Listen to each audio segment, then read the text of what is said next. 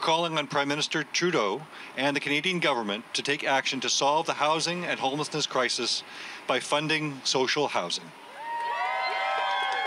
On Thursday, Winnipeg's Right to Housing Coalition joined other cities across the country in a national call for action on social housing. Advocates gathered here outside the offices of Liberal MP Dan Vandal to call on the federal government to address the ever-growing need for affordable housing, not just in our city, but across the country. Manitoba alone needs 1,000 social housing units annually over the next decade.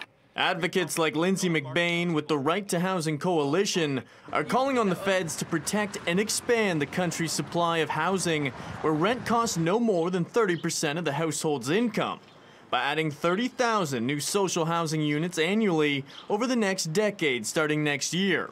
Adding the longer it takes to address this issue will only make it worse. Interest rates were 2% or lower for the previous 20 years. We could have done it then. The housing crisis has gotten worse, and the social problems that go along with that have gotten worse. It's going to be more expensive to solve it in the future. The longer we wait, the more expensive all of these issues become. In our economy right now, some of us can barely get by, you know? Megan Fifi, a rapid rehousing case manager at Resource Assistance for Youth, says inflation has only magnified the need for safe, affordable housing options, with many of the people that she helps having to decide between safety and simply having a roof over their head.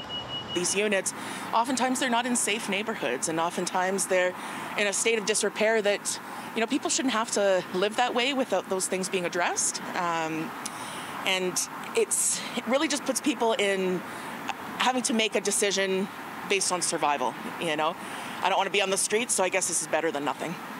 A sentiment that is shared by Kat Roberts, a Housing First case manager with the West Central Women's Resource Center, who says their job has only gotten more difficult as the average rent of a one-bedroom apartment in Winnipeg has risen to $1,300, more than double the $616 that the Manitoba Housing Benefit provides for those living on EIA.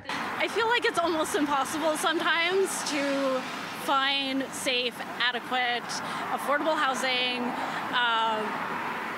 You can have one or the other sort of thing. If I can find affordable housing, it's usually not safe.